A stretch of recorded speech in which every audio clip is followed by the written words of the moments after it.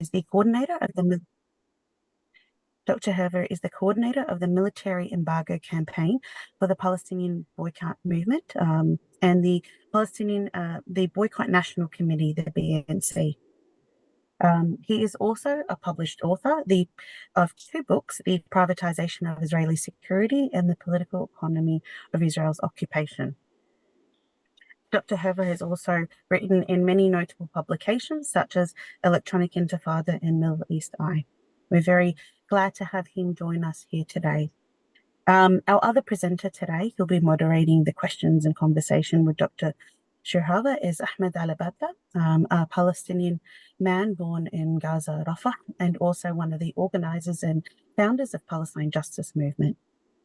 Our topic will be focusing on from a startup nation to a shutdown nation. For those of you that don't know, this is a slogan that is commonly chanted by protesters at demonstrations within the Zionist state against their own government, preceding the Israeli genocide in Gaza. And this was protested and chanted as early as February 2023, to be precise. This webinar will delve into the details of how the genocidal war on Gaza, alongside the international community's mobilization with the Palestinian struggle, including the BDS movement, are impacting the Zionist state. And this conversation will give us some real details into understanding the economic makeup of the Israeli state and its control and how its control over Palestinian territories and the economic connections to the occupation of the Israeli state. So thank you, everyone, and welcome. I'm going to hand over now to Ahmed Abadla to start the conversation with our guest today, Dr. Shirhava. Thank you, everyone. Thanks, May. Hi, everyone. My name is Ahmed Labadla, and I am delighted to be here in conversation again with Dr. Shirhava. But before we start, I wanted to do an acknowledgement of country. I want to acknowledge the traditional custodians of the land on which we meet today and pay my respect to their elders, past, present, and emerging. This land was never ceded, always was, always will be Aboriginal land. I acknowledge that this land is ground zero to a genocide that occurred more than 200 years ago, and its echoes still reverberates to our date. Today, I'm dialing in from Camaragal country. You know, this session is a follow-up session to a recent conversation that we've had, and we spoke about BDS and its impact on apartheid.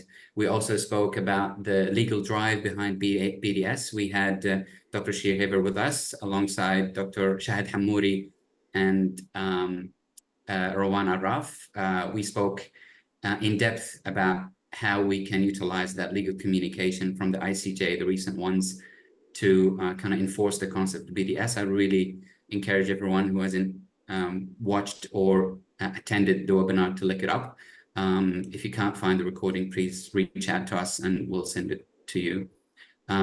Shir, it's good to have you back. Welcome back. Thank you so much for joining us again. Thank you, Ahmed, for having me. You're very welcome. I mean, for those who are still not familiar with the term BDS, who just probably joined the solidarity movement, I mean, I go to rallies every weekend and I find new faces, which is great. So it's good to have that constant educational sessions about BDS. Basically, it's a short for boycott, divestment, and sanctions. It is a tactic of resistance, of non-violent resistance, initiated by the Palestinian civil society back in 2005, you know, calling for justice, equality, and freedom for the Palestinians. And mainly it has three overarching demands, really. The first one is ending occupation and the colonization of Palestinian land, dismantling the apartheid wall. It also calls for justice and equality to everyone, from the river to the sea. And more importantly, the application of the UN Resolution 194, which protects the right for the Palestinians to return to their homeland from which they were ethnically cleansed in 1948. with an endless list of international law violations, the commission of numerous crimes, including the crime against humanity of apartheid, war crimes culminating in the full-fledged genocide that we're witnessing now in Gaza for over a year, for almost a year, reaching its anniversary and now leaking out into the West Bank. BDS and the boycott campaigns is seen as a powerful tool to mobilize the international society, aiming to put pressure on the state of Israel and hold it accountable for its crimes against the Palestinians. And I encourage everyone to find out more information about BDS, to go to bdsaustralia.com.au or bdsmovement.net. There's a wealth of information about campaigns and the impact and how to join the movement.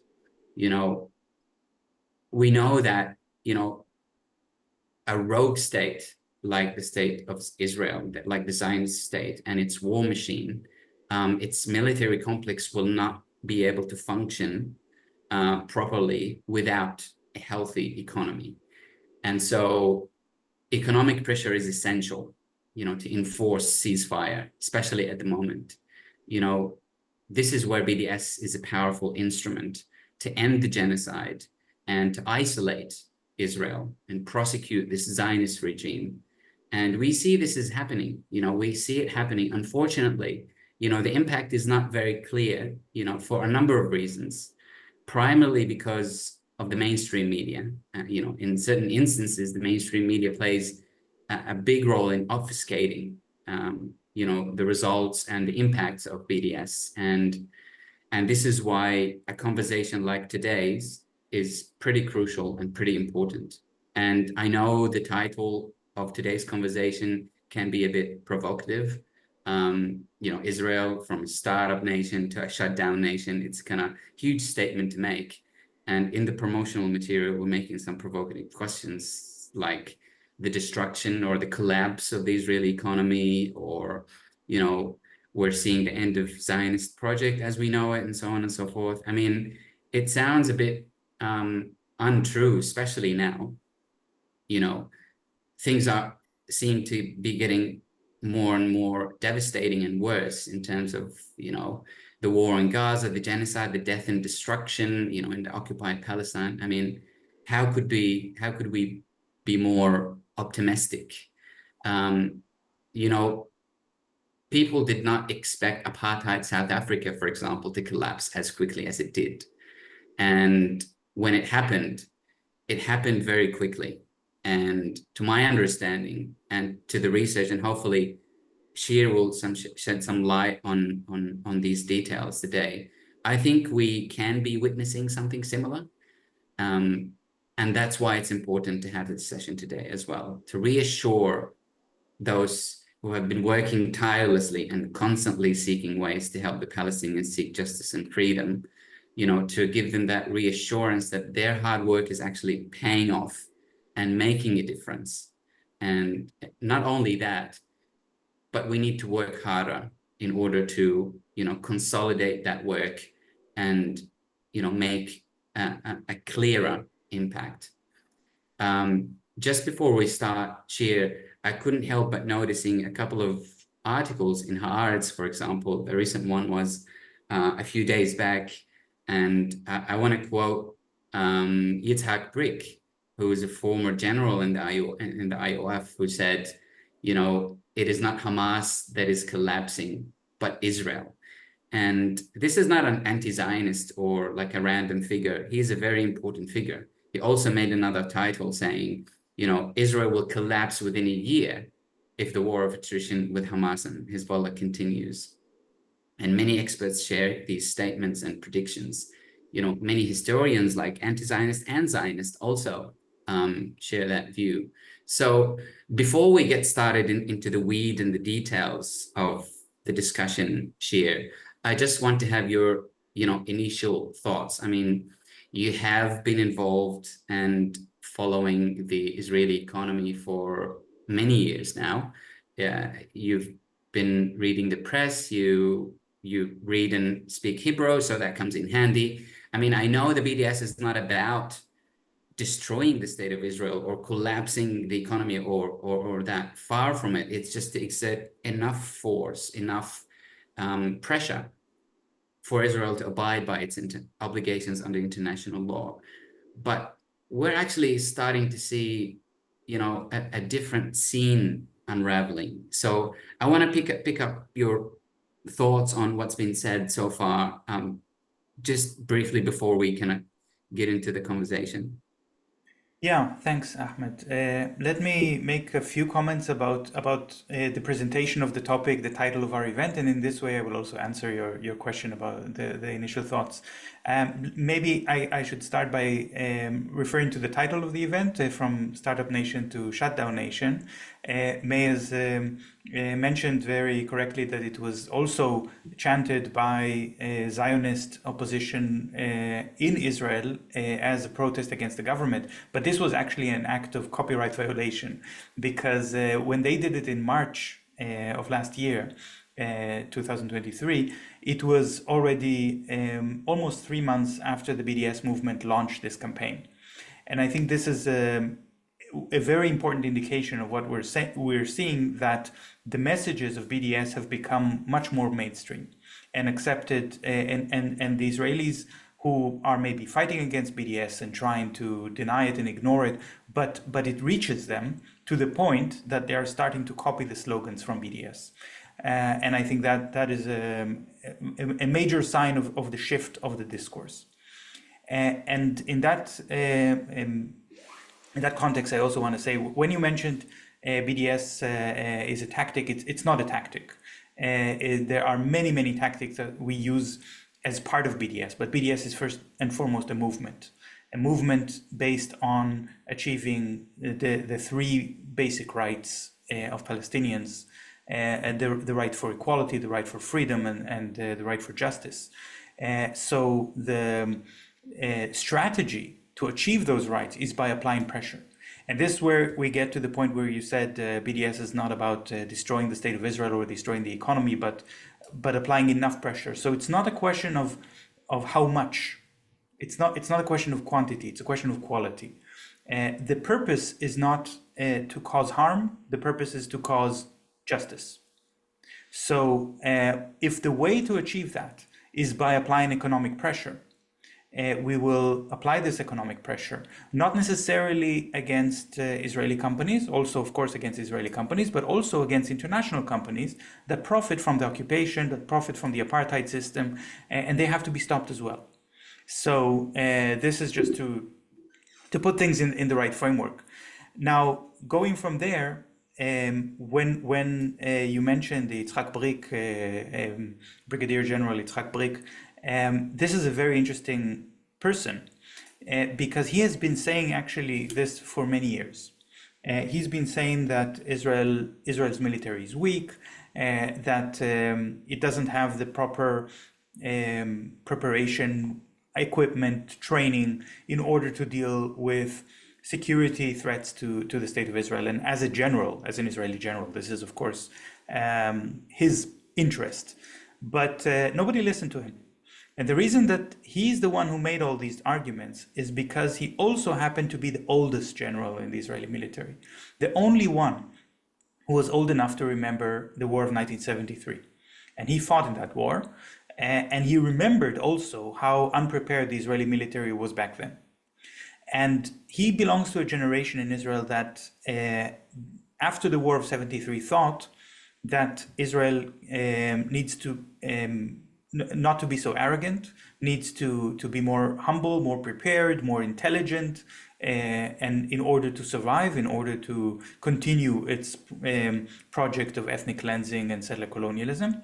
And this has been his lifelong project. The current government that we see in Israel is in fact the first government in Israel's history in which this generation is completely absent. There is nobody who remembers the war of 73. Nobody who is saying Israel has to be humble and not to fall into the trap of being overconfident. And the collapse that we are seeing in Israel is a collapse caused by this arrogance and overconfidence. And I think the one point that Yitzhak Brick has got wrong and will continue to get wrong is that he doesn't understand that this arrogance is structural. This is what happens in a settler colonial society because Israel is built on ideas of supremacy, as if the Jewish Zionist settlers are somehow superior to the indigenous Palestinian population. They will never be able to respect them. They will never be able to recognize them as equals and as intelligent human beings until that structure of settler colonialism will change. And that is why Israel is doomed to this trap of being arrogant and making those mistakes. So as a general, as a soldier, he thinks you could solve these things with better weapons and more investment in ammunition and training and so on. And that's what he's calling for. He's calling for the government to increase military spending. This is going nowhere, and it's not going to help in any way the chances of Israel to achieve by military means what it was never able to achieve with political means, and people will simply not accept to live under an apartheid regime. So this has no way of succeeding. Therefore, I think we need to really look at not just at the generals. We need to look at the economy. We need to look at the society. We need to see how this is unraveling on many levels, why it is unraveling, and what can we do coming from outside when we want to support BDS, when we want to fight for justice and freedom and equality for Palestinians.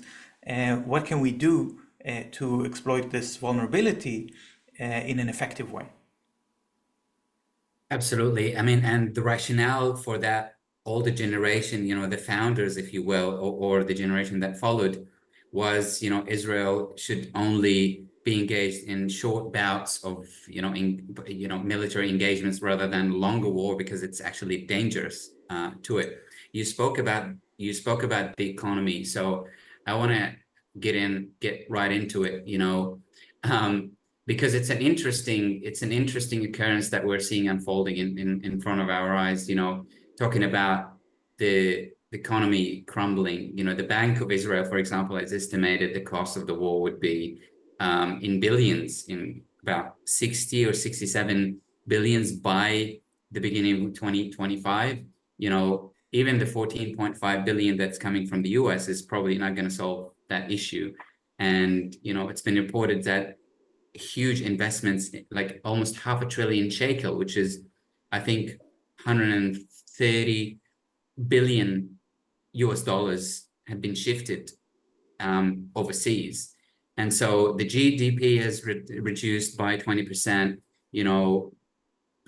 due to a number of things, including, the reserves, the huge amount of actually reservists have been pulled into the war, huge shortage of workforce.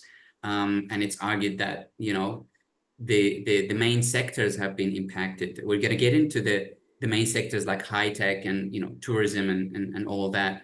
But, it's argued that the economy is actually held by three spaces or three major areas in Israel. These are academy, universities in general, high tech, and health. So what are the main sectors of the Israeli economy that are actually most impacted by the BDS movement, or by the genocide that is occurring in Gaza? And what are the indicators of that collapse or that decay?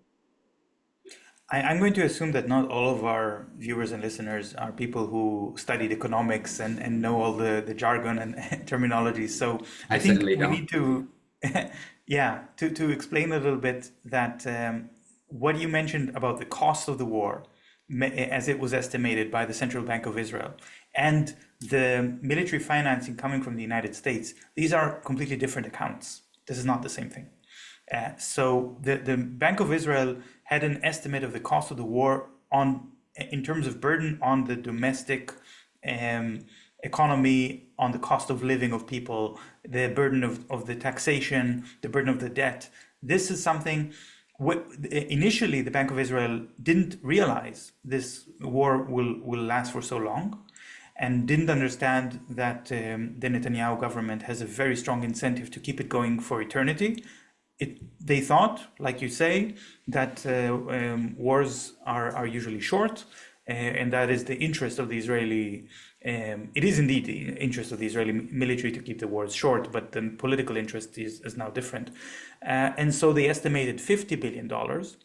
But the number $50 billion was already presented as some kind of exaggeration, as we have to have a ceasefire right now, because $50 billion is a death blow to the Israeli economy. It will not be something that Israel can bear. And then when the updates have been, when the estimates have been updated to over $60 billion, and it's actually much more than this, it's already another kind of tone that you hear from these politicians, from these economists who are saying, this is too late already. So what you said about investments being shifted abroad, there's two kinds of investments being shifted abroad. There are the foreign investors who stop investing in Israel because they see this is not a profitable venture, and they just make a rational decision, we don't want to invest in this. And investments in Israel altogether have collapsed by about 80% since the beginning of the genocide. And in the high-tech sector, much more than this, over 90% collapse in foreign investment. But this is not where most of the money is leaving, actually, because the domestic investment, that means all of the Israeli pension funds and insurance companies and just the private investment of Israelis, they know much better than the foreign investors that the Israeli economy is going nowhere except down. They understand it on a much more visceral level. So if the foreign investors, big international banks and so on, and you have the credit agencies that are reducing Israel's credit rating, every time this happens, Moody's, Fitch, S&P 500, they reduce Israel's credit agency, and then you hear the response in Israel where they say, what, they only reduced it by one level or by two levels? That is all? They still think that Israel will ever repay its debts? This is insane. So the response from inside Israel, it's not about a political statement. It's not that people are necessarily supporting the collapse of Israel. They're just seeing it and reporting what they see, and they're trying to save their own money. And so these pension funds, these insurance companies, and these private investors inside Israel are taking their money out as fast as they possibly can, just in order to save themselves. And I think they have a better perspective than the foreign ones. So we have to pay attention to this. The military financing from the United States, that's a whole different issue, because that money doesn't even go to Israel. That money goes to the US arms companies, to General Dynamics, to Lockheed Martin, to L3 Harris, Raytheon, and Boeing. These are the companies that make the bombs that Israel is dropping on Gaza, and they are making billions in profits from those bombs. And the Israeli government, which is not able to pay for as many bombs as they are dropping, even though they are going into debt in order to pay for more and more of these bombs, the subsidies that they get from the Biden administration basically mean that they will get some of those bombs for free. That's the $14 billion. And nobody, in terms of standard of living in Israel, is feeling that subsidy as something that affects their standard of living in any way. The people who feel it are the people in Gaza, the people who are being murdered, massacred in large numbers by these bombs. So, and I think we also maybe, I don't know how much you want to get into the military embargo side of things and the supply chains of the weapons, but there is, of course, the issue that Israel is kind of sharing the US production capacity for ammunition with Ukraine. The weapons are divided between these two wars, and as a result, the demand for these weapons is so high that the cost of a single 155 millimeter shell has increased from $1,000 to $8,000. So by a factor of 8, just because of these demands. So when we're talking about $14 billion from the United States as a military financing for Israel, we also have to keep that in mind, that if the ammunition has cost is increased by a factor of 8, then this is a big factor in this what this money is used for, and the people who profit from it are the U.S. arms manufacturers. I mean, I want to get more in deep into the arms embargo campaign that you're doing, Shir. I've just been reading the news and the updates, and in June, the media reports pointed out that there's a shortfall in equipment, munition, and troops as well. I mean, with more and more reservists failing to join the army, Gallant has mentioned in April that he is in a dire need of 10,000 soldiers. And, people 15,000 actually. Yeah. There you go. So I mean that was in April, and that was 50,000. I mean, I think I heard you once say that the army is actually trying to get to enlist people who are actually disqualified to join the army, those with mental health issues and so on and so forth. So almost a year now into this genocide, more and more fronts are being opened. Can you talk about the work that you do in the BNC, driving that campaign, its strategies, methods, and targets, and has such a campaign achieved any successes so far in terms of a BDS under the umbrella of BDS, for example, in stopping the weapons flowing into Israel? Well, these are two different things. I think it's worthwhile for us to have a conversation, if we have time for it, to talk a little bit about the shortage of soldiers, what is happening to Israeli society, why are they enlisting the disqualified soldiers, where do they think they're going to find more soldiers? Let's talk about that as well. But your question about the BDS movement, the BNC, which is coordinating the BDS movement, and how we are going to, and what kind of successes we already have in terms of the military embargo. So even though, I mean, it's hard for me emotionally, personally, to talk about successes, because of course I obsess about all the weapons that we were not successful in stopping. So that's, excuse me just a second. Yeah. So this is something that is affecting every weapon that successfly arrives in Israel that we weren't able to stop and ends up killing people is a failure. I think that's something we have to deal with. But we also have to acknowledge the successes, the weapons that we were able to stop, because otherwise this campaign is not going to spread and grow in momentum. People need to know that their actions mean something. And we do have groups, BDS groups around the world, which have already achieved tremendous successes. In countries, I think Latin America might be the best example, because there we actually have governments who are saying we're going to impose a military embargo. And even before some of those governments are saying this, like Colombia, Brazil, and we have countries like Chile, for example, that said, well, we're not ready to say we're imposing a military embargo yet, but we are banning Israeli companies from participating in arms fairs. And as a result, the arms trade between these countries is disrupted. And this means a lot to the arms trade and the flow of money.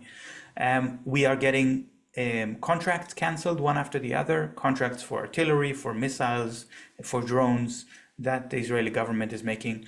And all of these contracts are reciprocal. That means Israel is offering some weapon to sell to some country, and then they make a deal to buy other weapons from that country. So that's why canceling one side of the contract means canceling the other side of the contract. We're stopping the sale of the import of weapons from Israel. We're also stopping the export. A lot of We also see Malaysia, which has simply stopped all Israeli ships, especially the Tsim company, from going through their territorial water. We have and in Africa we're seeing every day more actions taken. And now there is a ship called MV Catherine. It's sailing from Vietnam, carrying explosives from Vietnam to Israel. And Namibia has denied this ship port of call because they're saying it's illegal to transit weapons to Israel. So this ship cannot stop in Namibia. The ship is still on its way to Israel and has many more ports to go through. So there are BDS groups in each and every port along the way, pressuring the government to deny port of call or to allow the ship to dock, but then search it and seize the illegal cargo. So that's something that we're certainly achieving. There are other ships in other countries, Spain, for example, who have denied right of passage. So I made all of this list, not mention. Now I got to Spain, starting to talk about the global north, starting to talk about Europe and North America, because I kept those for last, and also Japan as part of the global north. Where it's much more difficult, of course, to stop the arms trade because of the complicity of the West with Israel's crimes with Israel's settler colonialism. Nevertheless, there is a movement there because these Western governments are still not able to defy international law completely. The U.S. is defying international law. We cannot deny this fact. But the other countries are not as strong as the US, and they are not defying, they cannot defy. So more and more arms export licenses are being denied or cancelled in the Netherlands, then in Britain, Belgium, and Canada just announced a big, I think the announcement in Canada is worth maybe saying a few words, because I think it's more significant than the Britain one, because I think the Britain one is just for the optics. But yeah, please. The Britain one, I mean, it's all for the optics. Of course, it's all for the optics. But the difference is that the Britain one is motivated by pressure, mainly by civil servants in Britain who said, we feel like if we sign off on these arms exports, we will be committing a crime under international law, and we don't want to be held accountable. So based on our own self-interest, we are pressuring the government to stop issuing those export permits and threatening not to sign them, so not to process them. So the Labour government in the UK, fully aware that public opinion in the UK is against the genocide and against the arms trade with Israel, has reluctantly started cancelling the export licenses for about 10% of the export licenses. So in terms of number of licenses, that doesn't tell us exactly if it's 10% of the weapons. Okay, so we don't know. Maybe it's 50% of the weapons, maybe it's 90% of the weapons, maybe it's 2% of the weapons, but it's 10% of the licenses. Okay, so the types of weapons that they have canceled. But Canada is a different story, because there you had a parliament resolution, which is non-binding, saying we want to impose a military embargo on Israel only regarding future contracts, not on existing contracts. And the government of Canada, which is so pro-Israeli, so explicitly pro-apartheid, and has always been one of the strongest supporters of Israel's crimes, has now changed its position so much that they're saying we are choosing to adopt this non-binding decision of the parliament and make it binding. And also, we're going beyond the original demand from parliament, and we're also going to examine the existing arms contract. And they went forward and cancelled 30 of the existing export licenses. Again, 30 is not all of them. So like in the case of the UK, it's not a full military embargo yet, but certainly a step in the right direction. And maybe one important example to give for Germany, because where I'm speaking from, because Germany is maybe the most hostile state to Palestinian rights. Even I mean, as the US is profiting from genocide, but it's not that anti-Palestinian racism is such a deep tenet of US policy as it is in Germany. And the German government is adamant on supporting Israel even when it's against its own interest. That is the difference. The fact that pressure by BDS groups, pressure through legal action, in the ICJ, but also in German courts, and by publications and campaigns and demonstrations, sit-ins, have actually caused the German government to panic. And the only defense that they can give in the courts, they cannot justify the sale of weapons to Israel, because they tried initially to say maybe we don't have evidence that Israel is using those weapons to violate human rights or international law. And so it was very easy to give the evidence. And the court said, well, you have to find another justification. And so the German government shifted its discourse and started to say, actually, we're not selling that much, which is a very weak legal defense. But in order to make that legal defense stick, they had to stop selling weapons. So the German government cut back on the export permits to Israel so much that Germany is no longer the second biggest arms exporter to Israel after the United States. It's now number 3. Number 2 is Serbia. And I think that is exactly so going back to your question, how does that work in terms of BDS? This is exactly the difference. In these countries, whether it's in the global south or in the global north, there are BDS groups, there are BDS campaigns, there is grassroots public pressure to get to stop the weapon deliveries, and it is successful. In Serbia, there is none, unfortunately. If somebody has contacts in Serbia and you can encourage them to start BDS groups in Serbia, we need this very urgently. And because Serbia is one of the only countries in the world that doesn't have a BDS movement, we see that Serbia has made a pact with Israel, whereby Israel denies the Serbian genocide of Srebrenica against Bosniaks, and Serbia denies the Israeli genocide in Gaza. And that is an ideological pact coming with a military trade attached to it. So Serbia is now sending a supply of cargo planes carrying ammunition to Israel. And we don't know exactly what ammunition it is. It's very non-transparent, but we are working on this. And in those kind of cases, the BDS movement, of course, we're not giving up. The fact that we don't have a grassroots movement in Serbia doesn't mean that we're giving up. We are building in the whole Balkan region on the BDS movement that exists there, and we're building on the UN level, on the Human Rights Council level, the ATT, the Arms Trade Treaty. So we're going to put pressure on Serbia from every possible direction until they stop sending weapons to Israel. You heard him, everyone. BDS is hiring in Serbia, so if you know anybody there, reach out. Yeah, I mean, this is just fantastic amount of information. Thank you, Shir. I really wanted to delve deeper into the structural damage that the genocide is doing to the army as well, because that is also fascinating to talk about and to hear. You know, within the Israeli society, I know we're talking about societal impact of the genocide, but with focusing on the army itself, because you know the structure of the army, the partitioning of the army, the percentage of population that's in the army, you know, ultra-Orthodox in terms of secular distribution. So this is pretty interesting to delve into and see how it's actually kind of collapsing from within, really.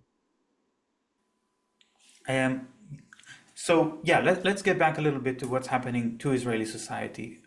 We don't know the full facts.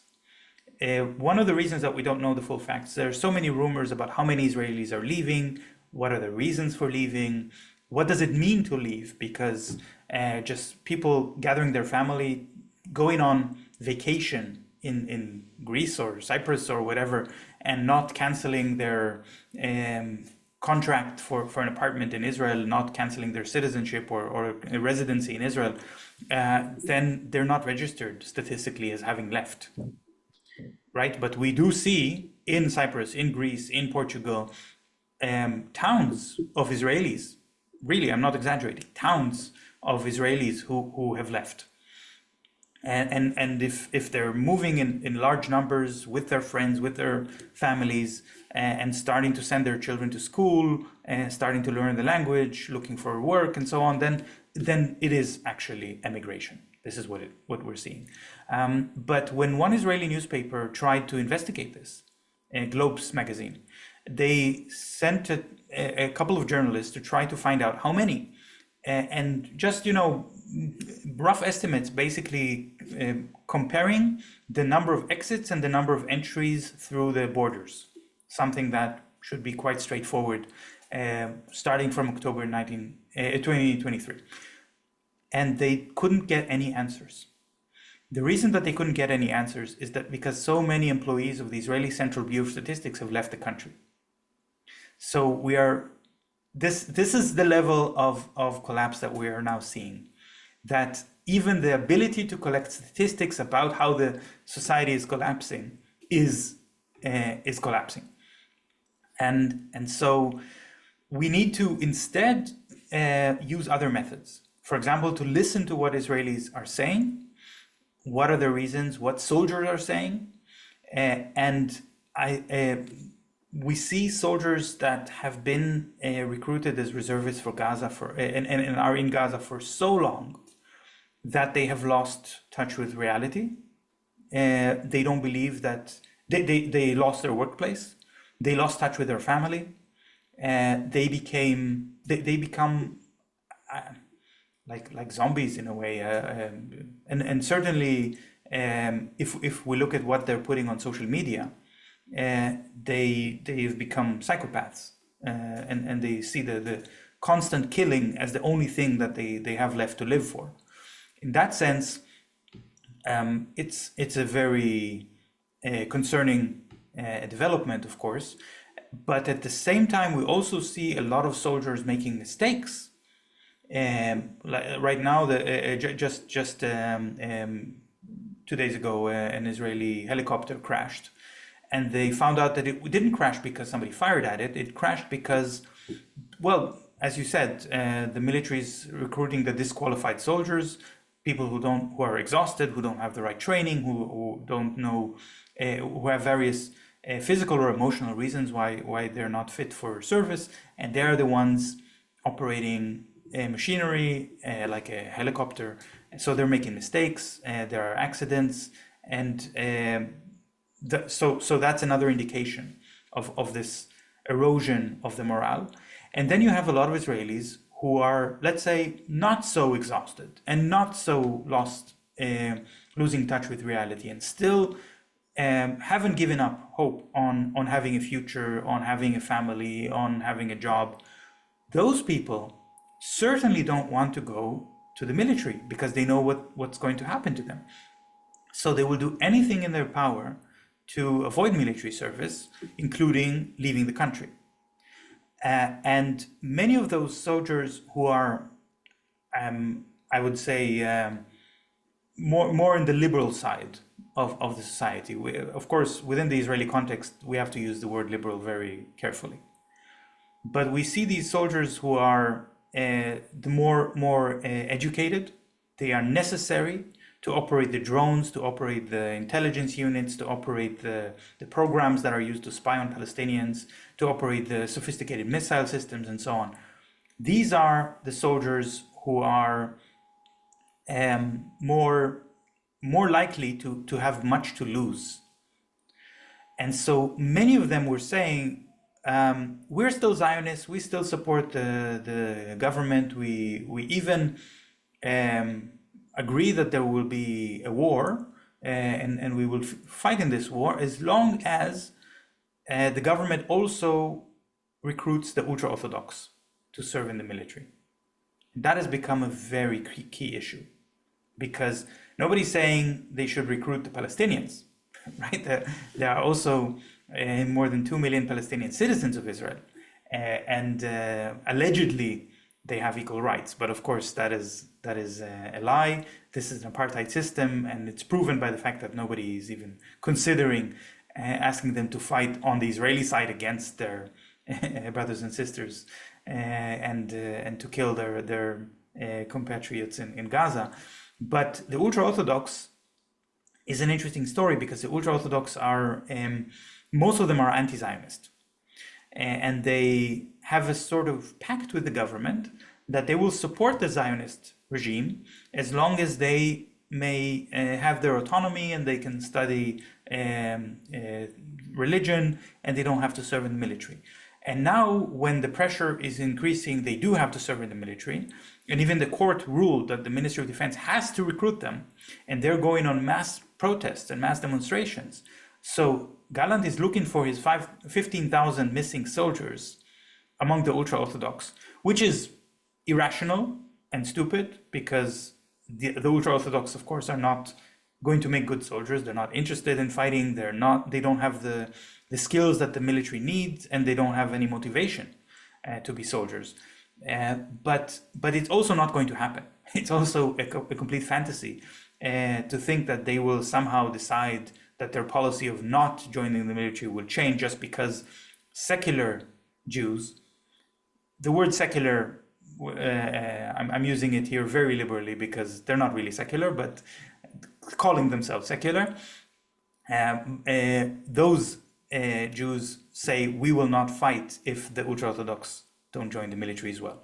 So this is a deep crisis within the Israeli society. It has no solution, except for one: end the apartheid and let the population decide for itself.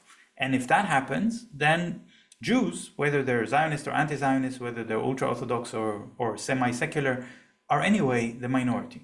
The Palestinians are the majority, and they will have a different government. Thank you for elaborating that. Shir, I really want to encourage everyone to put their question in. I've got a couple of more questions before we open it to the Q&A. I really want to dig deeper into something that you mentioned about the high tech, which is a really important sector in Israel. And that's what gave it its name, really, a startup nation. We're seeing articles in Haaretz and in the media talking about, money is drying up from high tech. For example, there's a startup called Sprout, I think, that went from a $200 million investment into, bankrupt. All like that. Intel has stopped investing in its southern historic Palestine facilities, and the investment was about $25 billion. Samsung Next also divested because of the situation in the country. Are these the only examples? I mean, just how severe is the negative impact on the high-tech sector has been far, and how much of this has been attributed to the BDS, in light of the recent ICJ rulings, and the recent ruling on the 19th of July, for example, demanding Israel to kind of rapidly as possible to kind of dismantle that system of occupation. So let's start with this term startup nation, which is an Israeli propaganda term. And it's part of an Israeli propaganda which actually obfuscates the difference between academia and the high-tech sector, between science and technology. Science and technology are not the same thing. And the idea that they are the same thing is a trick. We shouldn't fall victim for that trick. Israeli academia has never been a driving force in the Israeli economy. That's not how it works. It works as a stamp of approval for the tech companies that are able to make profits by saying, we have the stamp of approval of academia. But I think that if you have academics, like professors, who are coming from military units like 8200 in Israel, the intelligence units, and who specialized and sharpened their skills by being soldiers and in building systems of oppression and surveillance. And they try to sell that as if that is academic research. I'm sorry, this is not academic research, right? This is not science. And therefore, I would say the Israeli academia has never been strong or especially impressive. There's a lot of people who like to say how many Jewish people have won the Nobel Prize for various achievements. And it is maybe an impressive number if you think about the proportion of Jews out of the world population, but almost all of them were not Israeli. So that's something like once they become Israeli, they lose their touch to the academic world in a way, and they become part of this bubble of settler colonialism. So, of course, the Israeli academia is now in an extremely deep crisis because Israeli academics are reporting, we are not able to represent our institutions in international conferences, in international journals, and things like that because our institutions are involved in committing a genocide and in apartheid, and there are the ICJ rulings that you mentioned and so on. So either switch institution and go and work for an institution that is not committing those crimes, or you are in an isolated bubble, and that's what's happening to the Israeli universities. And they chose to become bubbles rather than to speak up against these crimes, and that's the academia. But the tech industry is a different issue. And the headline that I just saw this morning is that 1 in 4 Israeli tech companies have shifted their operations abroad in the last year. So they just don't have workers, they don't have facilities, and they're moving out. And with the collapse of investment that we've already discussed, with the economic crisis and the lack of perspective for the future, of course, the tech sector has very little chances of survival, and the idea of a high-tech nation is no longer convincing anyone. And in that context, Intel announced they're going to invest $25 billion in the Israeli economy by building more factories for their chips. And later, Google announced that they are considering buying the company Wiz for $23 billion. And then Israeli propaganda channels were saying, look, everything is fine. Despite this minor crisis that we're experiencing, these tech giants from around the world are still believing the Israeli economy. Well, no, because Intel canceled that investment. They didn't give any explanation or any information, but we know that the BDS pressure has been successful there. Google canceled their projects, their plans to buy this Israeli company, because many of the employees at Google are horrified that the company is providing tools for the Israeli military, and just imagine what would be the level of outrage within the company if they finance the genocide to the tune of $23 billion. So of course, Google canceled that completely. And then I opened some of the Israeli propaganda channels, the ones who are saying, look, there's still faith in the Israeli economy. What were they saying about the canceling of those contracts? Nothing. They have nothing to say. So in that sense, this is very, very clear what's happening. I think there are still some investors who don't know. So maybe it's good that we're having this conversation here, and hopefully anyone who is not sure will watch this conversation and will realize that there is nothing to invest in Israel, and there is no tech sector which could make any kind of profits.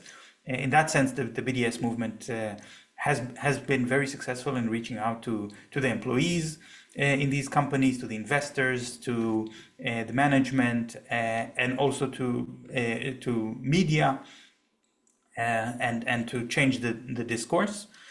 The only exception that I still see, that there are some bonds, for example, Israel government bonds, that are able to sell as if one day they will be able to repay the debts on those bonds, is with evangelical Christians, Zionist Christians, who are still making kind of donations out of a religious belief that the state of Israel is what will bring Armageddon and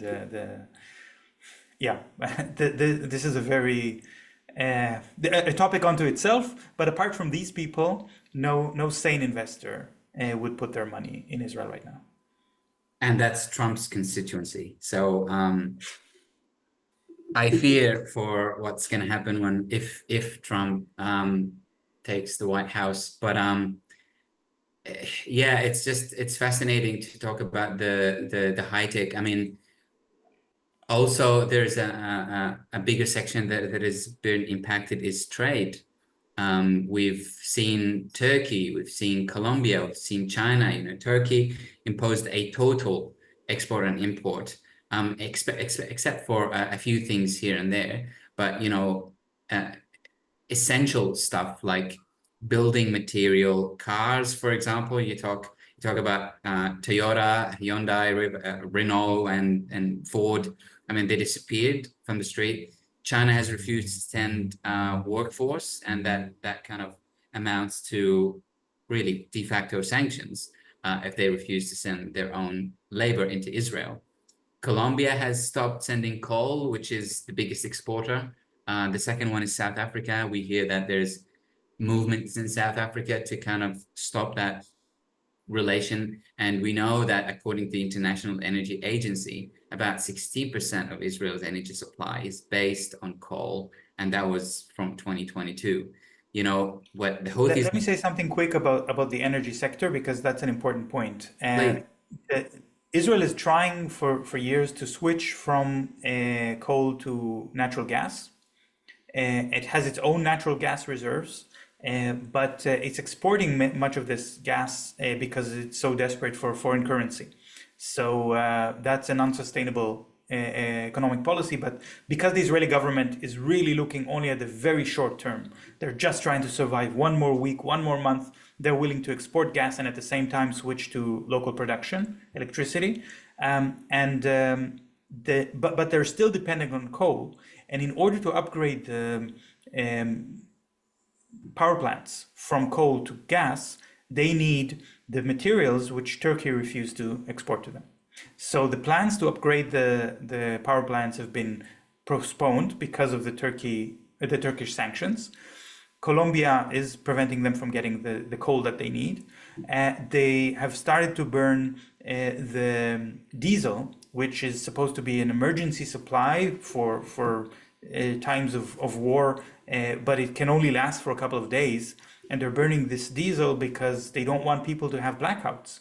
Because they also know that once there are blackouts, the tech sector is just going to pack up and leave completely. You can't have a tech company like with servers that are supposed to serve customers in other countries if there are blackouts and the servers go out. So this is the energy embargo, which is really becoming a very powerful tool as well of pressure, and a very good example of how the Israeli government is really going to short-term tactics and desperate attempts to just keep on going for a little bit more, while the pressure that we are exerting becomes more sustainable and widespread. Yes, 100%. I mean, is there any other examples, for example, of countries that have, you know, severed the trade or shipping with Israel? I mean, we know with what's happening in the Red Sea with the Houthis, you know, Eilat port has gone, you know, bankrupt. And the ships have to go all around, you know, Africa in order to ship material and product to Israel. So how deep is the trade impact on Israel from all these countries? And do you think we're going to be seeing more of those countries, you know, imposing these kind of trade sanctions? Well, it's a sensitive point. I don't know how much I should get very much into it, because some of those countries that want to stop trading with Israel, they don't want to boycott the Palestinian economy. And it has been a practice for many decades of Israeli companies to take hostage the access to the ports and seaports in Israel And for Palestinian business people who want to import from other countries, they have no choice but to ask the Israeli company to mediate for them and to bring the goods through the Israeli border passages, and they pay a very high commission for that service. So the Israeli companies were profiting from the occupation this way. And now, for the first time in history, we see something opposite. We see companies like in Turkey, for example, signing contracts with Palestinian companies in the West Bank and telling them, who are saying this is for, we're importing something to the West Bank, but actually they're importing to Israel, and they're taking a commission for that. So yeah, this also shows the level of complicity. Under a situation of apartheid and occupation, it's very difficult for me to answer your question and to say, how is the trade exactly going and where does it stop? And Israel has built a whole system of lying and concealing the information.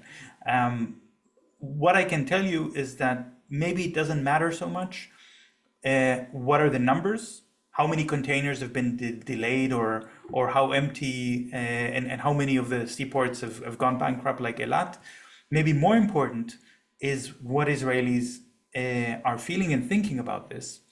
And if they think that this is over, the Zionist project is over, and there is no future, then they act in accordance to that feeling, and they stop supporting the government.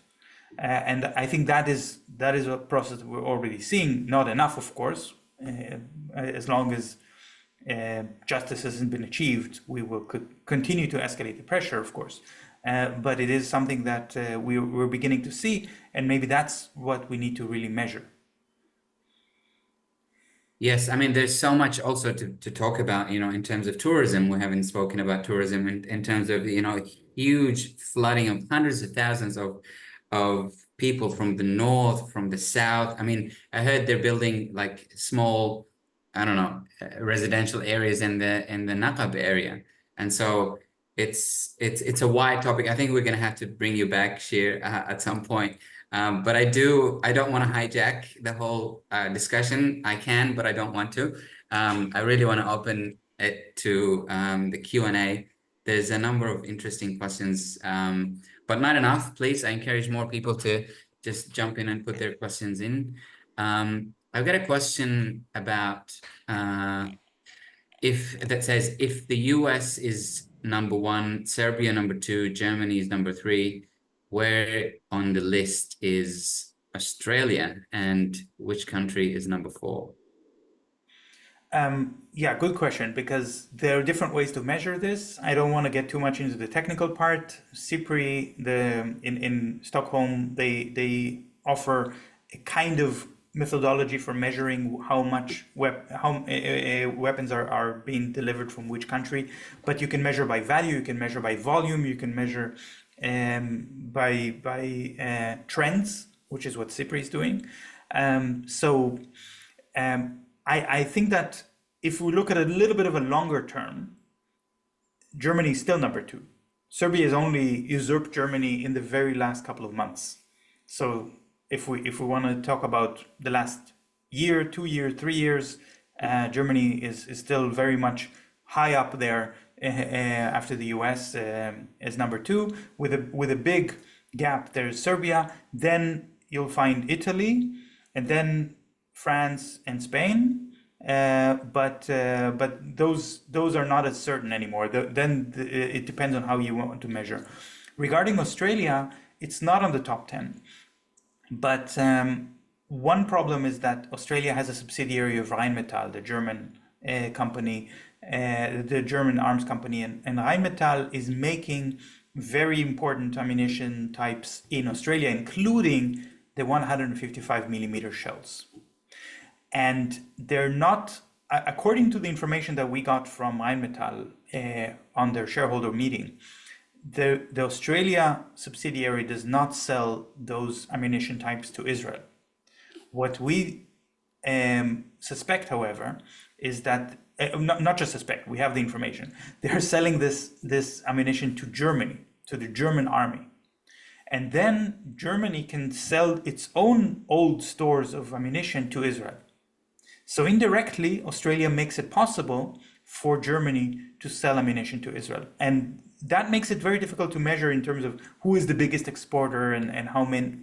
Of course, that will not be counted as Australian exports to Israel. It will be counted as German exports to Israel, right? So, but it still is our obligation to protest against it and to make sure that Australia doesn't allow its weapons to be sold indirectly to Israel or to countries that are arming the genocide, so there is much for us to do. And yeah, and on top of that, we also know that these part of the F-35 that are in charge of dropping the actual ammunition, they are manufactured here in Australia and possibly shipped somehow to Israel. So there's a lot to work on within the And that's another way of the indirect export, because it's not that Israel will buy the component directly from Australia. Sometimes they do, but often the US is the one buying it, assembling their F-35 plane, and then selling the plane as a whole to Israel. So again, it's indirect and it's counted as US exports to Israel, not as Australian exports to Israel. And this is a case for many countries because the F-35 was designed in such a way that you need to have components from all over the world in order to convince all of these different countries to buy this plane. And so all NATO members basically have to buy the F-35 plane. And as a selling point, they say, oh, but some of the components are made in your country. But it could be, yeah. Wow. Yeah, I mean, there is an existing campaign here in Australia to requesting the government to kind of disclose these kind of extra, because we also hear about, oh, we're not sending weapons. We're not sending weapons. What about weapon parts that are, part of this genocide that are implemented in the current genocide in Gaza? Another interesting question I have is, they're saying such a great presentation, so that's an acknowledgement. How would you characterize the recent uprising protests against Netanyahu? What percentage, this is a very interesting question, what percentage of the colonial settler so-called Israel citizenship is pro-Palestine? Are there former citizens, former Zionists who are angry enough with Netanyahu to support Palestine? Okay, this is a very good question, but I want to answer it together with another question that I saw on the list, which was about why is Israel escalating the genocide, and why is it sending now, also invading the West Bank and escalating the fighting in the north when it's already losing in Gaza. So that's this is connected, these two questions, because indeed the Israeli government has a very low approval rate. And the protests against the Israeli government show that there is an outrage among the Israeli public. Everyone is aware. In Israel, you learn this in school, in primary school, that once a country commits genocide, the regime will not survive. This is, of course, Israelis, when they learn this in primary school, they don't think it's going to be their regime one day. They think about all the cases of genocide that they've seen in the 20th century, focusing, of course, on the Holocaust, and saying, well, this is how the world works. A state that commits genocide, the regime will collapse. We have to say this is only in modern history, of course. Yes, I was about to say, because I mean, looking at this continent, for example. Of course, yeah. Because of the way that the media changed, because of public opinion, because of the structure of the modern state, there are many reasons for this. But actually, the protests that were against the government were much bigger and stronger before the genocide started. And it's not because these people are necessarily supporting the idea of genocide, but it's because they've lost hope, because they don't think there's any point of demonstrating if it's already too late. There's no going back. The people who participate in those protests are almost all of them Ashkenazi Jews. That means Jews of European descent, like myself, and which are only half of the Jewish population of Israel. And of course, not including the ultra-Orthodox. So it's a very homogeneous group, very not inclusive. They don't allow Palestinians to demonstrate with them and bring Palestinian flags. So that makes their whole protest against the government very weak to begin with. That's something that the Israeli government hasn't been very worried about. But when the economic situation, the military situation became so unsustainable, their desperation is going up. And they found out that the vast majority of Israelis who say, we are against the government, we want election, we want to get rid of Netanyahu, and then the next question is, why are you not going and demonstrating, or are you going to demonstrate? They say, it's not appropriate to demonstrate when a war is going on.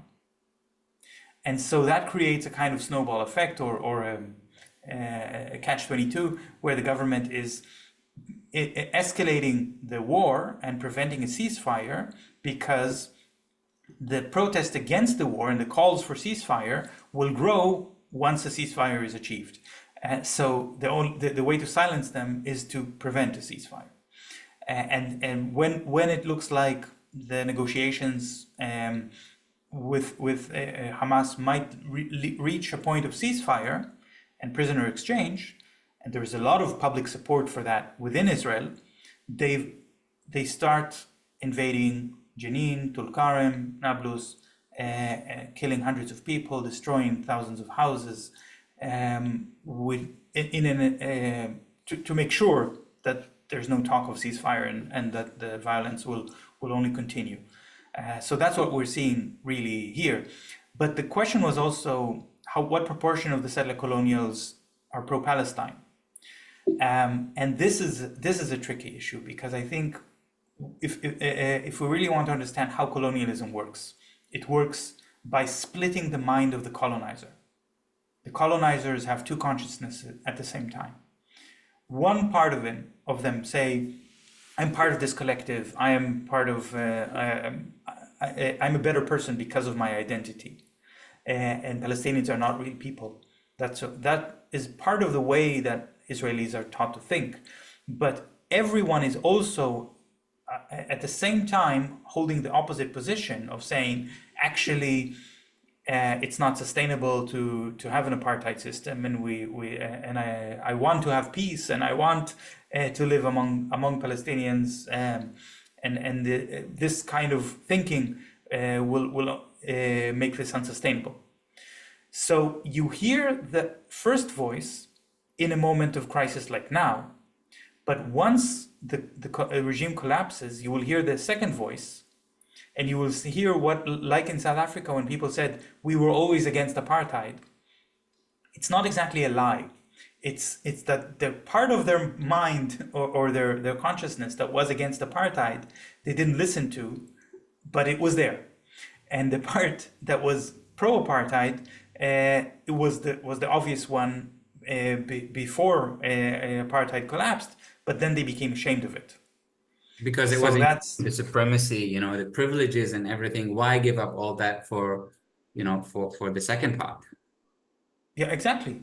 And I think when Israelis when the discourse is splitting like this, then it makes it very difficult for Israelis to function. And you said right at the beginning of our conversation that a settler colonial society, you said a rogue state needs a healthy economy. And I don't agree. I think there are many rogue states, unfortunately, that manage to continue to be rogue states without a healthy economy for many years. And I'm sure all of us can think of many examples. But the difference is that if this rogue state is built on an idea of apartheid and colonialism and the supremacy of one group over the other, then the standard of living of that superior group requires a healthy economy. That's the difference. So when the Israelis start to feel on their own flesh that this is not working, then they don't feel superior anymore. And that's when it collapses. So this is what we're really seeing, that it's a mental change that people are going through. And that was one of my questions, actually, that I wanted to ask you. you know, economic collapse doesn't mean that the whole country is going to collapse. You know, we've seen that in Greece, we've seen that in many other countries. It doesn't mean that the entire state will disappear and transform and everyone will leave. So that you know, that's part of your answer. Because even in that crisis in Greece or the crisis in Argentina in 2000, when the currency collapses, the stock market collapses, the state goes into default, but nobody's saying, okay, this is the end of the state. Nobody's using that language. But in Israel, you see that language every day in every newspaper, the end of the state, right? So if people think about this, it's a self-fulfilling prophecy. Like you said, it's the people, they don't have faith in a future in Israel anymore, in so-called Israel. There's a question I wanted to ask you. It's there, but I think you answered it partially just now, you know, talking about why Israel is expanding, you know, all these Exactly. atrocities in the West Bank. That's the You know? question. Yeah. Yes. So I'm going to veer back to one of the questions talking about the ICJ. So the question goes, it was noted on social media that Israel warns the US to pressure South Africa to drop their case with the ICJ. If they did, what effect would this have on the BDS, given South Africa's apartheid history? And would this mean that the other countries which joined the case would not have standing? I find it hard to believe that South Africa will withdraw the case at this stage. If they do it under duress, it looks very bad, any way you look at it, of course. Even though South Africa had an election and the government is now more conservative than before, not as committed to Palestinian liberation as the previous one, but it's still not still part of their official policy. It's not going to be very easy for them to pivot on this point. But I think that we also have the ICJ ruling, the advisory opinion of July 19th. You cannot take this back, that the whole occupation is illegal and Israel is an apartheid state. So the genocide case, which is ongoing, it has some value in the fact that it is ongoing. It has absolute value in terms of putting the pressure. But and we don't know how long it will take. It could also take many years. But we do know in Rwanda it took about 20 years. So just to give us an example of how long it could take. But they did make an order on January 26, which they can also not take back anymore. And that interim decision of the court that Israel has to cease actions under Article 2 of the Convention for the Prevention of Genocide, and the fact that Israel has already violated that order is already a fact that you cannot take back. You cannot set back time. So we have this process in the ICJ, which is ongoing, but at the same time we have this preliminary order. We have the advisory opinion of July 19th, and the ICC issuing arrest warrants against senior Israelis for war crimes, and the process within the ATT, the Arms Trade Treaty against Israel as well. So all of these things are happening in parallel. Now there's preparation to the United Nations General Assembly, the upcoming session, which will discuss Palestine and will discuss the ICJ decision. So these are things that are already in motion. And the attempt of Israel to get the US to put pressure and to intimidate various actors, this is less and less effective the more you use it. They've intimidated the ICC, the International Criminal Court, for so many years, and at some point, the ICC just refused to take it anymore, and they lose their credibility. And so in some ways, the US is also losing its political clout because it allows Israel to get away with all these crimes again and again. And at some point, it threatens the US own status as a superpower. I think now, because the US is so much in the middle of an election campaign, we're probably not going to see the US take such drastic actions as intimidating South Africa to act in the middle of an election campaign in the US. but maybe I'm wrong. I don't know. But I do think that after the election, whoever is president of the US will have to rebuild their shattered reputation. And that doesn't go through intimidating states for standing up for humanity and for justice. I sure hope so. Another question coming about the genocide. I mean, if the genocide stops hopefully soon and there's a deal for to release the hostages and so on and so forth, do you expect investors to jump back on board and start investing in Israel? And I mean, if that would be the case, would BDS movement be prepared to kind of work around that? The genocide stopping is something that is a much more complex than it seems, unfortunately. And this is a very sad point, but just stopping the bombs is not enough, right? When we talk about stopping the genocide, we talk about sending the necessary emergency health services and medicine and food and helping people recover so that they'll have shelter in the winter and all of these things that are so essential for human living conditions. And as long as people are dying from the lack of these things, the genocide hasn't stopped. But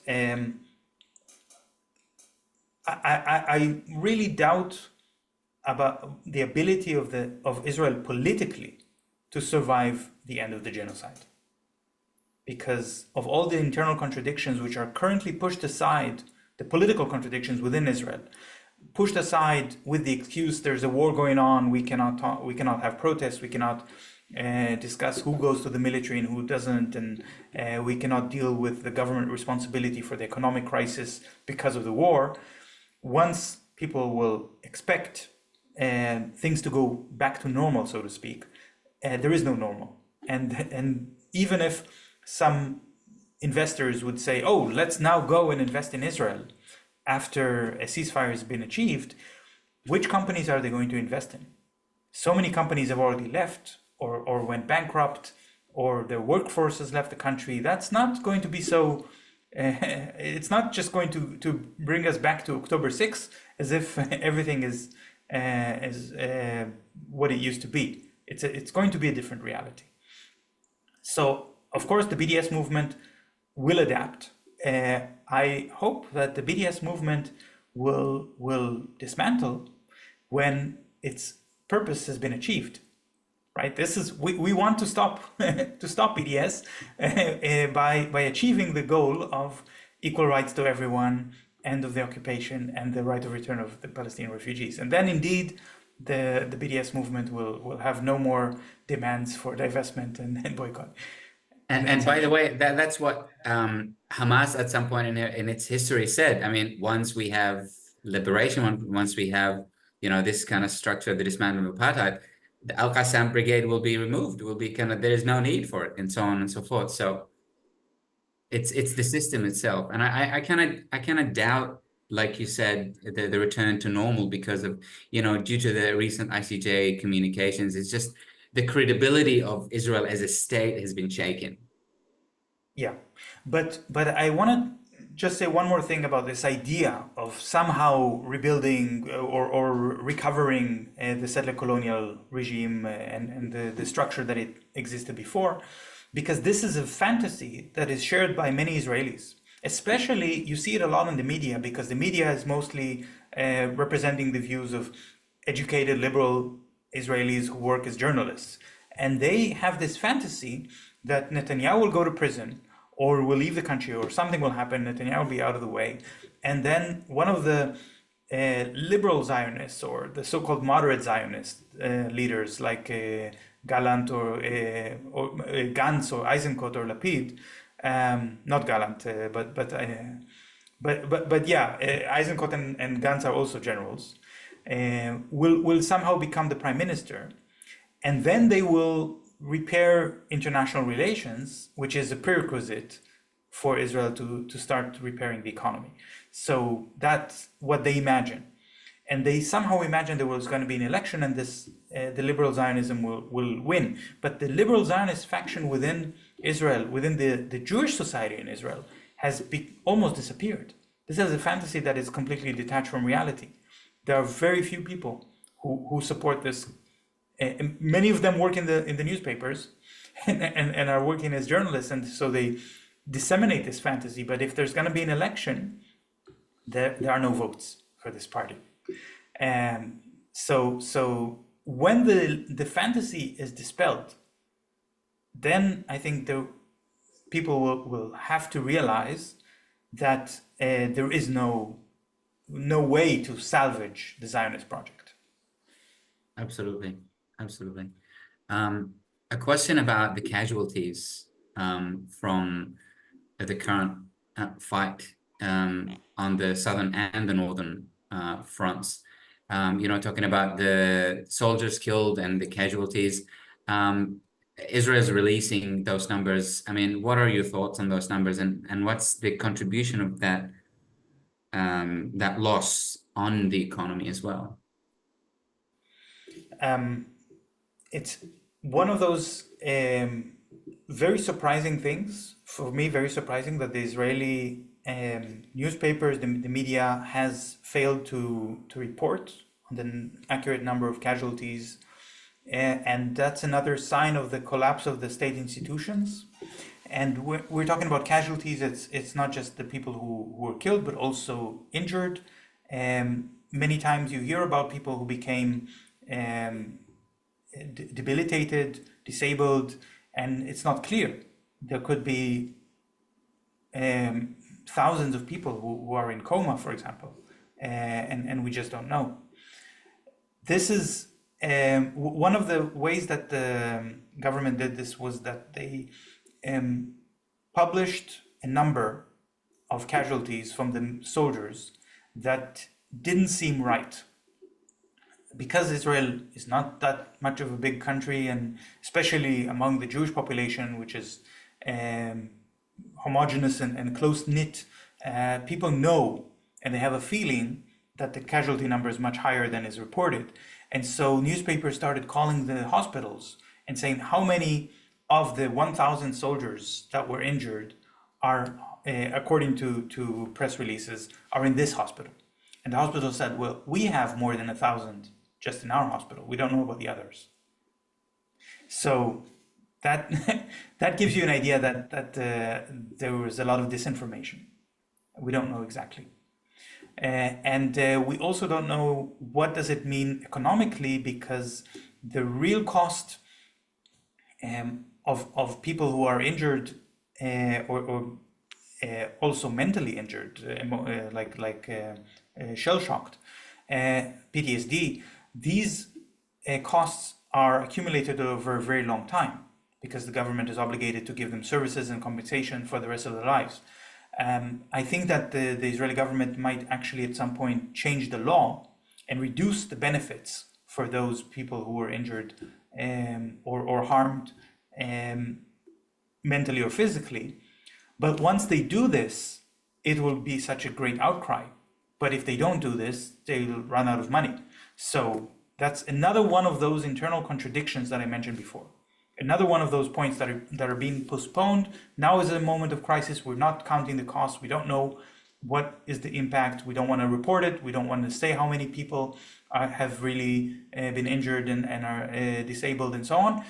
But when the numbers will start to come out, I don't think that the Israeli society is able to deal with this information. Yeah, does that apply to the number of casualties released? I mean, I know there's a blackout again around those numbers. I mean, are they afraid of the internal repercussions, or I mean, they could, go to the outside world and say, look, we have, thousands massacred from the soldiers and so on and so forth. Like it's the internal issues that are, driving that kind of blackout. They are saying this. That's part of the problem, that they're creating disinformation at the same time towards the external and internal audience, and there's always a discrepancy, and that means that there's we cannot trust a word they're saying, right? If you have Israeli journalists or government officials or propagandists of different kinds traveling around the world and saying Palestinians have murdered thousands of Israelis, and or talking about the beheaded babies and spreading these lies, and they cannot back it with names, and because that is a lie, and these people were not really killed. Then, but at the same time, talking to the Israeli public and saying, "Oh, things are actually not so bad, and there are not that many casualties." This creates an unsustainable burden on the cognitive dissonance I mentioned before, well, the split consciousness. Yeah, I mean, I don't want to get dragged into a very long psychological conversation. Maybe you can also invite a psychologist to talk about these things. Probably should. But I'm just reporting on my own experience reading the Israeli media and seeing Israeli journalists contradicting themselves in the middle of an article, sometimes in the middle of a sentence, making nonsense because the burden of this cognitive dissonance is too much to bear, and the editorials of these newspapers don't fix those mistakes, don't stop them, don't edit them, don't because they're also trapped in this this mental fugue. And sometimes the editorial content, articles, they sometimes the language also, when they're written in Hebrew, they reflect different messages. When they're translated into the international media, they reflect different images and so on and so forth. So that's very, very interesting. A question here talking about the settlers. Do the settlers have the skills to fill the gaps in the Israeli economy created by the emigration of secular Israelis and the stop of international workforce coming into Israel and so on and so forth? No, the answer is simply no. The settlers are not able to maintain their own settlements. They require Palestinian workforce to do a lot of the work for them. And of course, they're not able to fill in the gap of the educated elite part of the Israeli society. They don't have the skills, they don't have the capital, the resources, nor the inclination. I mean, people who have their entire lives lived a very privileged life as masters of the land with servants doing their bidding are not going to do the hard work to try to adapt to a different situation in which they have to be humble, to acknowledge what they don't know, to learn new things. No, they cannot do it. Could you talk about the Pine Gap and the US using that facility to monitor Gaza? The plan gap? Sorry. The Pine Gap, that's an area in Australia that the US, it's basically a US facility that is used using satellites to monitor what's happening in Gaza, and that's definitely complicit in what's happening in the genocide. Yeah, well, thank you for the question, but I apologize. I'm not qualified to answer. You should ask an Australian. That's okay. Speaking of indirect arms sales, what then of the AUKUS agreement? The UK and US are major contributors to Israel. Yeah, the AUKUS agreement is another Australian contract, right? So yes. I guess the EU stands for Australia, and I'm sorry again. I have no answer for you. No, that's okay. I will look for stuff that we can squeeze some more details out of you. Can you comment on the impact of Israel's military censor on Israeli society in general, for example, in hiding the true extent of military casualties? I think we've covered that, kind of. Yeah. Do you want to? Yeah, the Hannibal Directive is mentioned. Okay, censorship. Israel has a military censorship system. I don't know if you're aware of this. There is no country in the world, no democratic country in the world with military censorship. And the fact that Israel has a military censorship, which applies to all the media, is proof that Israel is not a democracy, but it's one proof out of many. Just if anybody tries to argue that Israel is a democracy, and you can remind them that it has military censorship. But the military censorship means that newspapers can submit articles to the censorship for approval, And if the newspaper itself, or also television, radio, everything, internet sites, if they fail to submit it for approval and publish, the military censorship could then punish them very severely for a breach of international security. So if it's like a gossip celebrity story, they would probably not submit it for approval because they don't think there's a security threat, but the responsibility is on the media itself. Now, the Israeli military censorship actually issued a document to all the newspapers about what they can and cannot say after October 7. This document was then leaked through The Intercept. You can all read it online in English. It doesn't mention the Hannibal Directive, but I can give thousands of examples of how the Israeli media has violated this document in many, many ways, not necessarily out of courageous journalism. No, just out of unprofessional confusion. So even right-wing media, which is very much pro-military, just didn't bother reading the document or didn't understand, or people are speaking in a state of confusion and just spewing information that they probably shouldn't. So that created a lot of contradictions also. And you got this contradiction coming from Israeli officers who are giving illegal interviews, for example, on the Hannibal Directive, and giving information that was then interpreted as if the Israeli military has admitted something because the officer gave an interview, even though the censorship did not approve it. So actually the censorship is not working. In other ways, the censorship did work in overtime and used a lot of oppression and enforcement on other issues like expressing opinions, and people who said things like we shouldn't be surprised that there is a Palestinian uprising after 75 years of oppression, ethnic cleansing. That statement was censored by the military censorship, not information about troop movement and types of weapons and things like that, which should have been according to the logic or the laws of the military censorship itself. So that shows, I think, that the military censorship is itself not working. And the whole issue with the Hannibal Directive, I don't think we can get into it because I'll need half an hour just to talk about that. But it is riddled with so many internal contradictions, and it's such a sensitive issue because of the accusation that the Israeli military killed Israeli citizens on purpose. That the emotional responses made it very, very difficult to discuss this on any kind of accurate or scientific level. There's going to be, whatever I'm going to say, people will easily find proof for the exact opposite, and we can discuss this, but then we really need to dedicate more time to talk about it. 100%. That's another idea for another session, maybe Hannibal Directive. I really encourage whoever asked that question to go to Electronic Intifada. They've analyzed it and researched it pretty well. But like you said, Shir, it's pretty sensitive area. I've got 2 or 3 more questions for you, Shir. I know we've kept too long. We can't have enough of you, as always.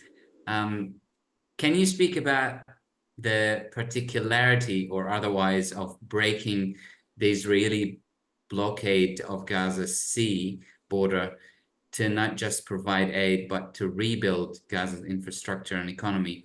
What are countries, why are countries not at least providing hospital ships to Gaza?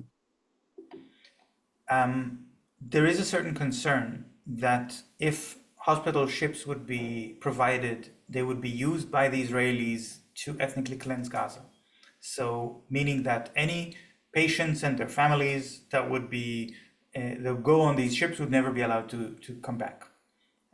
So that created a lot of controversy, and it was agreed by the donors as well that the best way is not to provide hospital ships, but to provide clinics on the ground inside Gaza where people can receive treatment where they are. Many of the patients should not be moved, and that is a very difficult logistical operation, but also hospital ships are a difficult logistical operation. The problem is what happens when the Israeli military intentionally murders the aid workers, murders international aid workers that are providing those clinics. And they have done so on at least 2 occasions. This is something that that requires accountability, and I think that's where we need to act on the accountability level, because if it becomes clear that there's a military embargo imposed on Israel and that trade is suspended and sanctions are levied until Israel will comply with international law, then they will stop those actions. And then it will not be such a difficult question and such difficult dilemmas of how to build a clinic, how to provide health services. So that's the direction of achieving change. What are your thoughts on the flotilla that is trying to break the siege and get aid into Gaza? The flotilla has drawn attention to the illegality of the siege on Gaza very, very well. But actually, what the flotilla did is what the international aid organizations are supposed to do, because this is actually in many ways they've shown how governments in the West have turned a blind eye to the way that Israel has manipulated and asserted control over the aid industry or the aid efforts that were supposed to help Palestinians, not the Israelis. So, for example, by taking taxes from aid operations, from forcing the aid organizations, from using Israeli companies to ship the goods through the checkpoints, from telling the aid agencies what is allowed and what is not allowed to take into Gaza. And worst of all, because of the Paris Accords that are part of the Oslo agreements, that the aid groups found themselves buying the food and the medicine that they need to distribute to Palestinians from Israeli companies, even if the prices are higher than buying it from Jordanian or from Egyptian companies, just because the customs that Israel has imposed make those products from Egyptian or Jordanian companies more expensive. And so these aid groups said, well, we're going to pay the customs, or we're going to avoid paying the customs by buying from Israeli companies. And we always have to take the cheapest option, so we will buy from Israeli companies. And therefore allowing Israel to profit from the occupation. So I think the pressure should be on the aid organizations, stop playing by the rules dictated by Israel and give Palestinians what they need according to your own charters and your obligation to provide necessary aid when it is necessary. And we don't need to have the flotilla to create an alternative channel in which Israel is using lethal force to kill, but also to injure the activists on the flotilla. Yes, and very brave activists in that. I mean, we had a few people going from Australia. Some of them returned because of the pressure imposed on the flotilla not leaving Turkey. There's a lot of complications. Maybe we can have another session for that. But the last couple of questions for you, Shir. One is, what are the prospects of the Israeli economy recovering by normalizing with Saudi Arabia and other Arab states after ceasefire? Yeah, Saudi Arabia was close to signing a normalization agreement with Israel. This was a very top agenda for Biden because it was also a geopolitical plan to bring in natural gas from Gulf states, mainly from the UAE and Qatar, through Saudi Arabia to Israel, and then further to Europe as a way of weaning the European Union from Russian gas. So part of the war in Ukraine.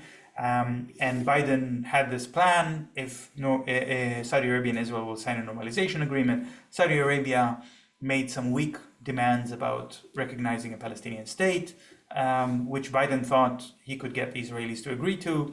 I think he was wrong because the Israeli government is the most fascist right-wing government in Israel's history, and would never agree.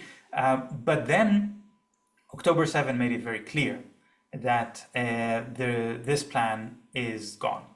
I think in many ways the reason that the United States has given so many weapons to Israel, especially in the first months of the genocide, was because they believed the lies of the Israeli government as if they are on the verge of victory and they could just achieve some kind of military victory and then resume negotiations with Saudi Arabia and everything will go back to normal.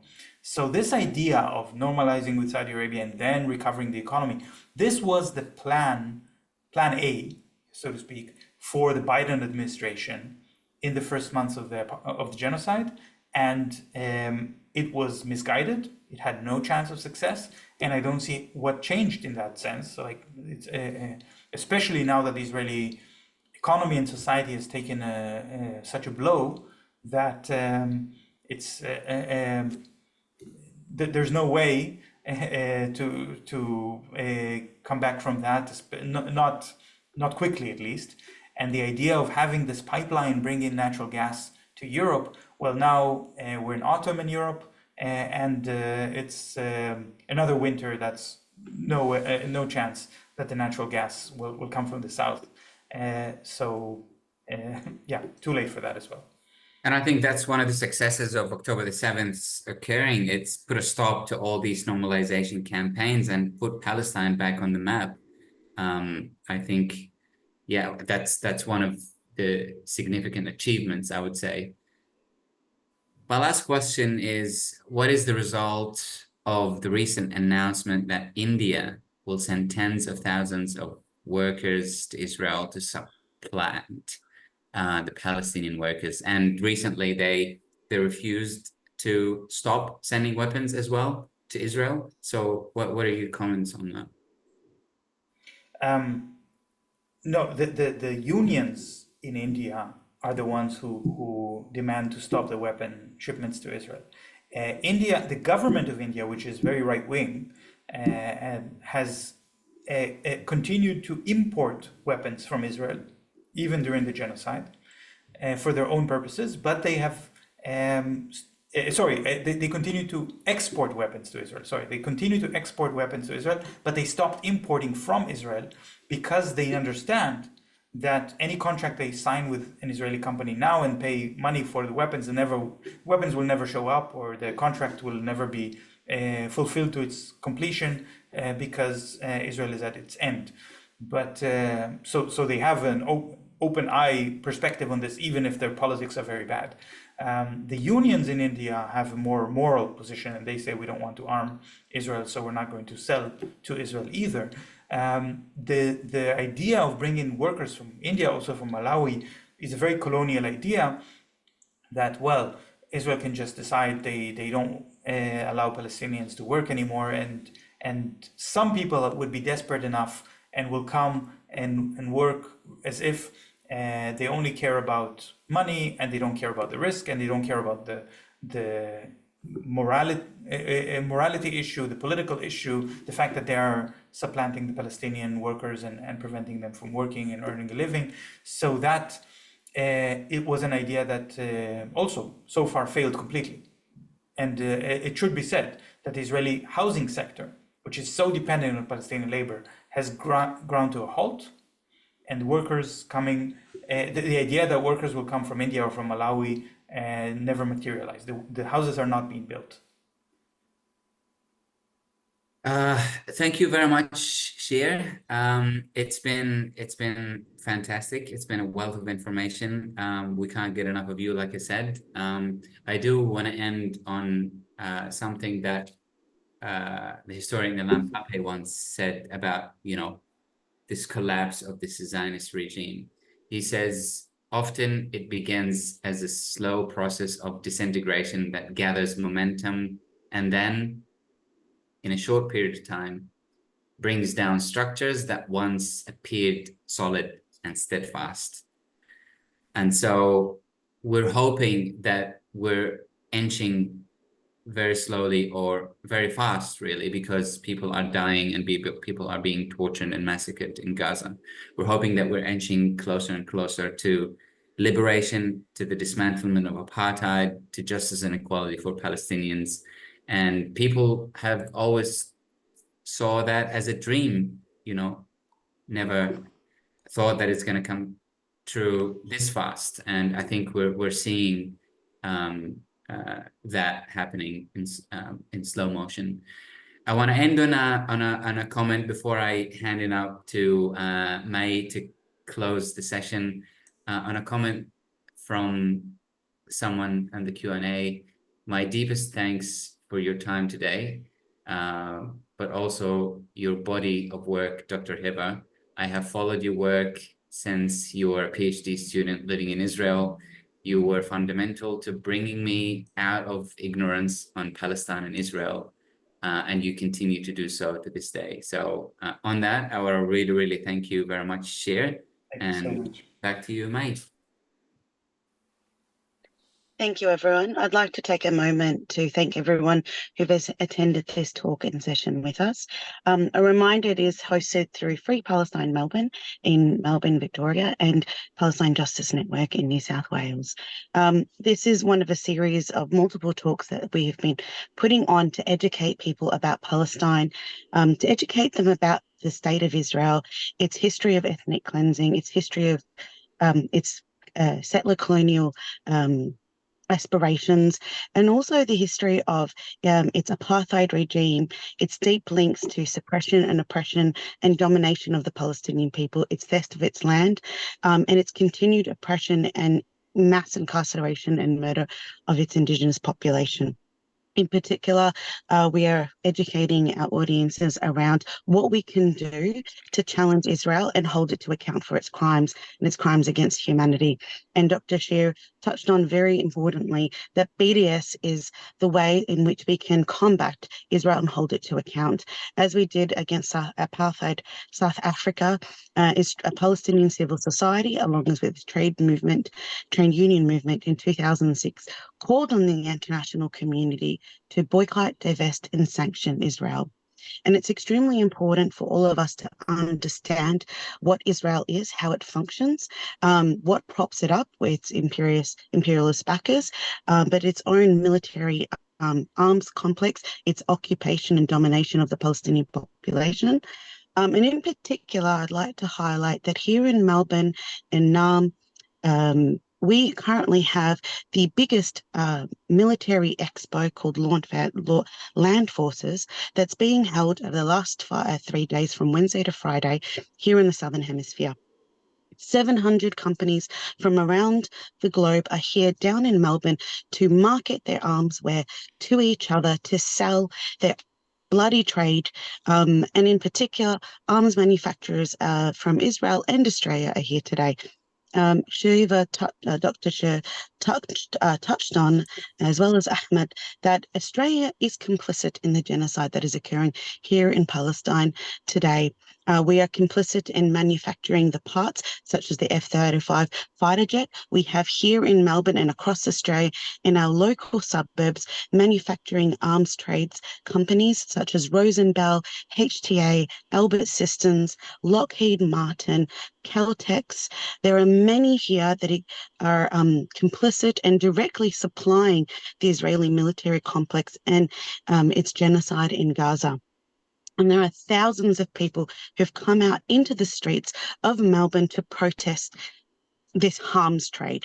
In particular, our state government has taken the exceptional position of rallying 1,800 police officers across the country to be deployed in Melbourne over this convention week, these 3 days, and they have used excessive police brutality against protesters. At the moment, we have seen people batoned, police pepper sprayed, people have been brutally attacked and arrested. In particular, rubber bullets have been deployed into peaceful protests. Something the Israeli military has done for a very long time to suppress Palestinian protests, peaceful protests, as we saw in the Great March of Return in 2018, but also currently right now in the West Bank. And so it's incumbent on us to take a stand against apartheid, to take a stand against this genocide, because what we have shown is that united, we can actually hold Israel to account, and we can also hold our own governments to account. And I think, Dr. Sher, thank you very much for highlighting the different campaigns that have happened around the world where certain countries have actually stopped trading with Israel. Recall their ambassadors. We have the ICG court ruling to say that Israel is plausibly committing genocide. And so we know that we are winning. We know that we're winning the hearts and minds of everyday people, and we just need to continue stand side by side in solidarity. So thank you everyone for coming out to hear this talk, and we will have more of these. So please keep an eye out, and we would love to welcome you, Dr. Sherheva, in the future again to do a talk with us. Thank you, everyone.